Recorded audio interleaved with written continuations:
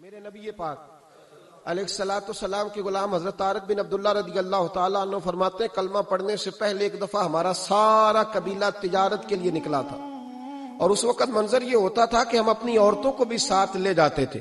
6 مہینے سفر کرنا ہوتا تھا، اونٹ گھوڑے ہم بیچا کرتے تھے، عورتیں بھی ساتھ رہتی، کھاتے بھی پکاتے بھی. کہتے ہیں ایک سفر سے ہم واپس آ رہے تھے تو مدینے کے باہر صحرا میں ہم نے پڑاؤ کیا، اکیلے رسول پاک صلی اللہ پھر ایک دفعہ پڑھیے گا، ایک دفعہ پھر کہیے گا صلی اللہ تعالی علیہ وسلم. کہتے ہیں نبی پاک تنے تنہا اکیلے. حضور نہ سیر کرتے کرتے کرتے کرتے ہمارے قافلے کے پاس سے گزرے، خیمے لگے تھے، پڑاؤ کیا، محبوب تشریف لے آئے. کہتے ہیں حضور سید عالم صلی اللہ تعالی وسلم تشریف لائے. کوئی قبیلے میں سے قافلے میں سے حضور کو جانتا نہیں تھا. ایک سرخ رنگ کا اونٹ تھا ہمارے سردار کا جو بکنے سے رہ گیا تھا، بڑا خوبصورت. کہتے ہیں نبی پاک کو پسند آ گیا. حضور پوچھنے لگے تم کون ہو؟ کہا جی مسافر ہے. کہاں سے آئے ہو؟ فلاں جگہ سے آئے ہیں. کس لیے آئے ہو؟ ہم تجارت کی غرض سے نکلے. اونٹ بیچو گے؟ بیچنا ہے. کتنے کا؟ سودا طے ہوا.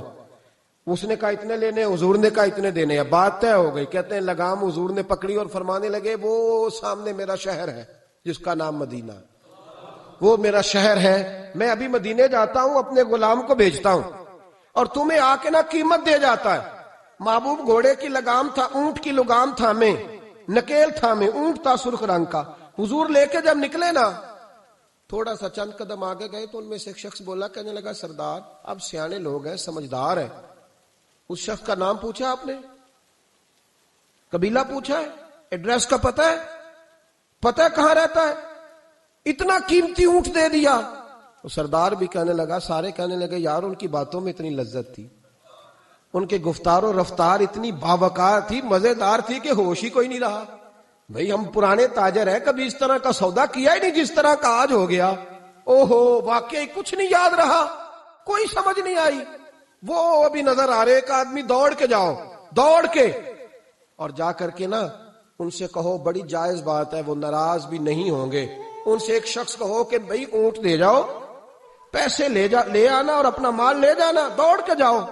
ایک شخص دوڑنے لگا تو سردار کی بیوی خیمے کے اندر تھی، پردے کے پیچھے سے بولی، کہنے لگی خبردار کوئی پیچھے نہ جائے، اگر پیسے مل گئے تو ٹھیک ہے، نہ ملے تو میں دے دوں گی، کوئی پیچھے نہ، کوئی نہ جائے پیچھے. سردار کہنے لگا تو جانتی ہے؟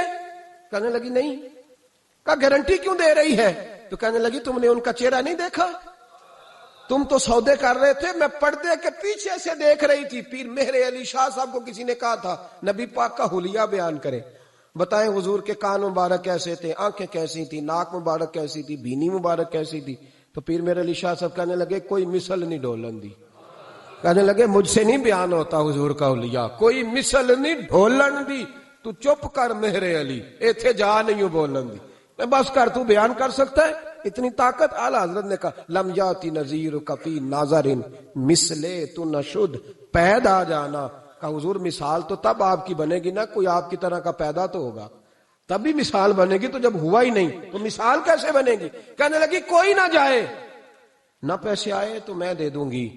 میں تو پردے کے پیچھے سے دیکھ رہی تھی، ان کے چہرے کا وقار دیکھا، ان کی آنکھوں کی روشنی دیکھی، ان کے لفظوں کا حسن دیکھا. تم 50 باتیں کرتے تھے، وہ ایک جواب دیتے اور گنے چنے لفظ بولتے تھے. ان کی سادگی کا وقار دیکھا. جانے دو، نہ پیسے آئے تو میں دوں گی.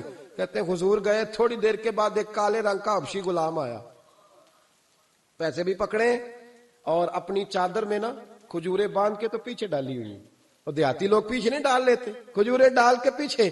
کہتے ہیں وہ آئے اور ان کے آنے کا انداز بھی بڑا نرالا تھا. کہتے ہیں وہ جھومتے جھومتے اللہ کا ذکر کرتے، اللہ صمد کرتے پہنچ گئے اور آگے کہنے لگے تم سے میرے نبی نے اونٹ خریدا؟ تم سے؟ کہا ہم سے خریدا ہے. کہنے لگے یہ تمہارے پیسے؟ اور پھر چادر کھول کے صحرا پہ بچھا دی. کہنے لگے یہ تمہارے پیسے اور کھجورے کھاؤ، میرے نبی نے تحفہ بھیجا ہے، کھاؤ، حضور نے تحفہ بھیجا ہے. تو وہ سردار کی بیوی اوٹ ہٹا کے کہنے لگی اور کالے رنگ کے حبشی غلام انہیں کھجوریں کھلا اور مجھے اس عزت والی ماں کا نام بتا جس کے گھر میں ایسا لال پیدا ہوا. انہیں کھجوریں کھلا اور مجھے اس عظمت والے باپ کا نام بتا جس کے گھر میں ایسا پھول کھلا ہے. وہ قبیلہ تو بتا تو صحیح، وہ کون تھے؟ 2 گھڑیاں رکے ہیں پر خوشبو ہی پھیل گئی ہے، رنگ ہی بدل گیا، تار کوئی مثل نہ ڈھولن دی، تو چپ کر مہر علی، ایتھے جا نہیں ہوں بولن دی۔ ایک روایت میری نظر سے گزری اور کیا ہی انداز ہے، امام زرقانی نے لکھی، ایک صحابی ہیں حضرت ابو قرصافہ رضی اللہ تعالیٰ عنہ، حضرت ابو قرصافہ رضی اللہ تعالیٰ عنہ فرماتے میں چھوٹا تھا، میری اماں اور میری خالہ مجھے ساتھ لے گئیں، میں نے کہا کہاں جانا ہے؟ کہنے لگے آؤ نبی پاک کا کلمہ پڑھنے جانا ہے۔ پڑھیے درود شریف صلی اللہ، سارے پڑھیے، پھر پڑھیے ایک دفعہ صلی اللہ تعالی علیہ، حضور کا ذکر ہو تو فوراً درود پڑھنا چاہیے۔ نبی کریم علیہ السلام کی بارگاہ میں نا میری خالہ اور میری اماں دونوں مجھے ساتھ لے گئیں کلمہ پڑھنے۔ کہتے ہیں جب ہم حضور کی بارگاہ میں پہنچے، کلمہ پڑھا، واپس آئے تو میری اماں اور میری خالہ آپس میں بات کرنے لگیں۔ میری خالہ کہنے لگی تو نے دیکھا ہے ان کا بولنا کتنا مزیدار تھا؟ میری خالہ کہنے لگی تو نے تو وہ دیکھا لیکن وہ جو غلام آیا تھا اس کے ساتھ ان کا رویہ کتنا پیارا تھا، تو نے دیکھا جب وہ کھانا کھا رہے تھے تو پہلا خیال انہوں نے ہمارا کیا، بار بار وہ ان کا ذکر کرتی، کہتے آپس میں حضور کی شانیں بیان کرتی، میری اماں بھی میری خالہ بھی۔ بالآخر بات لمبی ہو گئی تو میری اماں بولی، کہنے لگی بس کر، ہم کتنی عظمتیں بیان کریں گے، مجھے تو 3 باتیں سمجھ میں آئی ہیں۔ کتنی؟ 3 باتیں مجھے سمجھ میں آئی ہیں۔ کہا وہ کیا؟ تو کہنے لگی ما رأینا مثل ھذا الرجل احسن وجھا ولا القا صوبا ولا البنا کلاما۔ کہنے لگی مجھے تو 3 باتیں سمجھ میں آئی ہیں کہ نہ اتنا خوبصورت چہرے والا کوئی شخص دیکھا ہے، اور نہ اتنے صاف کپڑوں والا کو دیکھا ہے، اور نہ ہی اتنی میٹھی بولی بولنے والا کوئی دیکھا ہے۔ تینوں باتوں کی کمال ہے، ظاہری حسن بھی کمال، کپڑوں کی صفائی بھی کمال، اور رسول پاک کا بولنا بھی کمال، لب و لہجے میں مٹھاس بھی خوبصورتی والی۔ یہ اصل حسن ہے کہ ظاہراً بھی انسان بڑا منزہ ہو، باطناً بھی بڑا صاف ستھرا ہو۔ میرے رسول پاک علیہ الصلوۃ والسلام کا طریقہ مبارکہ پتہ کیا تھا؟ حضور صلی اللہ تعالی علیہ وآلہ وسلم جب مسجد میں نماز پڑھ لیتے تو حضرت جعفر رضی اللہ تعالیٰ عنہ فرماتے، بخاری کی حدیث ہے، فرماتے میں مدینہ شریف میں آیا تو حضور نماز پڑھ لیتے تو صحابہ نبی پاک کے پاس آتے اور حضور کا دست مبارک پکڑ کے پہلے چومتے پھر چہروں پہ ملتے، پہلے چومتے پھر چہروں پر۔ نبی پاک کے صحابہ حضور کے قدم بھی چوما کرتے، قدموں میں جھکا کرتے تھے۔ یہ تو بھائی اس وقت پتہ چلتا ہے جب کسی سے پیار ہو جاتا ہے، جب کسی بندے سے، میں اکثر مثال دیا کرتا ہوں اکثر کہ کسی کا بچہ پیشاب کرے تو کہہ آتی ہے، الٹی آتی ہے، لیکن اپنا بچہ بالوں میں بھی کر دیتا ہے، پھر کوئی کہہ نہیں آتی چونکہ اپنا ہے نا، پیار ہو گیا نا۔ اب وہ کیفیت جب کسی سے محبت ہو جاتی ہے نا تو کچھ چیزیں صرف سمجھنے کی نہیں، کچھ چیزیں ایسی ہوتی ہیں جو محسوس کرنے والی ہوتی۔ اس نے کہا تھا عشق ایک ڈھونگ ہے، میں نے کہا تجھے عشق ہو خدا کرے، پھر کوئی تجھے اس سے جدا کرے، تو اسے تسبیحوں پہ پڑا کرے، تو اسی کا نام جپا کرے، تو گلی گلی پھرا کرے، پھر میں کہوں کہ عشق ایک ڈھونگ ہے اور تو نہیں کہا کرے، پھر میں کہوں کہ عشق ایک ڈھونگ ہے اور تو، اس نے کہا تھا عشق ایک ڈھونگ ہے تو میں نے کہا تجھے عشق ہو خدا کرے۔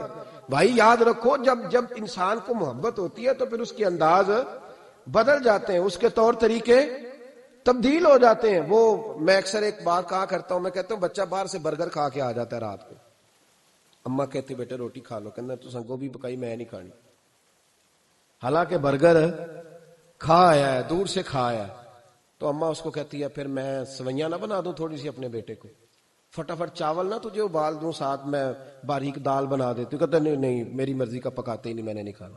ایسے اب ابا جو ہے نا، ابا وہ اماں کو سمجھا رہا، کہتا چھڈ پر بھوک لگے گی تو آپ ہی کھا لے گا، تو نہ ایڈی ٹینشن لے، ایویں پہ تینوں ستاندا ہے۔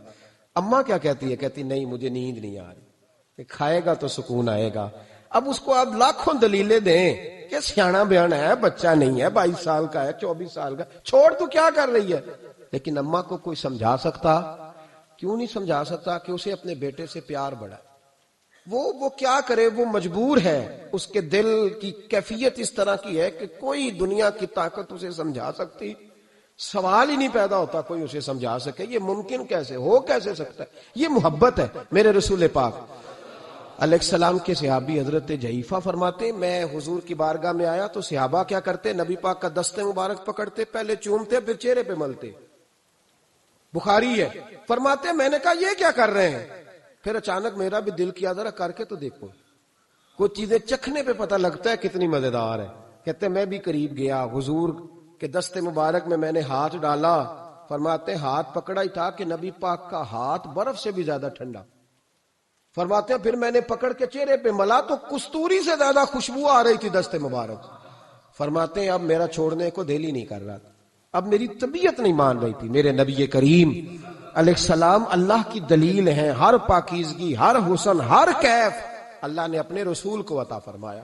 دنیا کی جتنی غلاظتیں تھیں جب کوئی حضور کے قریب جاتا تھا تو ساری غلاظتیں دور ہو جاتی. کما ارسلنا فیکم رسولا منکم یتلو علیکم آیاتنا ویزکیکم. اللہ فرماتے ہیں میرے محبوب تم پر میری آیتیں پڑھیں گے اور تمہیں پاک فرما دے گے, تمہاری ساری ناپاکیاں نبی پاک دور کر دے, ہر غلاظت تم سے دور ہٹ جائے. ایک صحابی ہیں حضرت شیبہ بن عثمان رضی اللہ تعالی عنہ, وہ کہتے ہیں میرے والد کو اور میرے چچا کو مسلمانوں نے احد میں قتل کر دیا تھا. میرے دل میں بڑا غصہ تھا, بڑا جلال تھا کہ کبھی مجھے موقع ملے تو میں بدلہ لوں گا. کہتے فتح مکہ کے بعد نبی پاک علیہ السلام حوازن کی جنگ کے لیے نکلے. مجھے پتا چلا حضور جا رہے ہیں تو میرے اندر شعلے ہڑک رہے تھے انتقام کے. روز میں منصوبہ بندی کرتا, پلاننگ کرتا کہ کسی طریقے سے میں ان تک پہنچوں گا اور بدلہ لوں گا. کہتے ہیں نبی کریم علیہ الصلوۃ والسلام نہ حوازن کے لیے پہنچ چکے تھے. فرماتے ہیں میں بھی جنگ میں جا کے شریک ہو گیا اور میں نے طریقہ اس طرح کا اختیار کیا کہ کسی طریقے میں حضور تک پہنچ جاؤں. سمجھ آ رہی ہے میری بات کی؟ نبی کریم علیہ السلام تک کسی طریقے پہنچ جاؤں. فرماتے ہیں لڑتے لڑتے, لڑائی کے دو طریقے ہوتے تھے. کبھی تو ایسے ہوتا تھا کہ ایک دو آدمی مل کے آپس میں لڑتے تھے, پھر گمسان کا رن پڑتا تھا, گھمبیر ہو جاتی تھی جنگ, سمجھ نہیں آتی تھی تیر کہاں سے آیا, نیزہ کہاں سے آیا. فرماتے جب گمسان کا رن پڑا نا, مجھے موقع مل گیا, میں حضور کے قریب پہنچ گیا. حضرت شیبہ بن عثمان رضی اللہ تعالیٰ عنہ کہتے جب میں پہنچ گیا تو میں نے نا دیکھا کہ اب حضور کے قریب لوگ نہیں ہیں. فرماتے میں نے نا فوراً تلوار اٹھائی, تلوار اٹھا کے میں حضور کو معاذ اللہ شہید کرنے ہی لگا تھا کہ ایک نور چمکا حضور کے سامنے. پڑھیے درود صلی اللہ علیہ وسلم. کہتے ہیں ایک نور چمکا, اتنی تیزی تھی اس نور میں کہ میری آنکھیں بند ہو گئی, میرے ہاتھ سے تلوار گر گئی, آنکھیں چندھا گئی میری. فرماتے تلوار میرے ہاتھ سے چھوٹ گئی. اب جب وہ روشنی مدھم ہوئی نا تو میں نے دیکھا نبی پاک سامنے کھڑے مسکرا رہے ہیں. میں نے کر دی, آپ نے سن لی, ذرا دیکھو تو صحیح, جو تلوار لہرائے اسے دیکھ کے بھی کبھی کو مسکرایا ہے, جس نے تلوار ہی لہرا دی, جو شہید کرنے ہی لگا تھا, پہنچ گیا تھا. لیکن یہ اخلاق میرے رسول پاک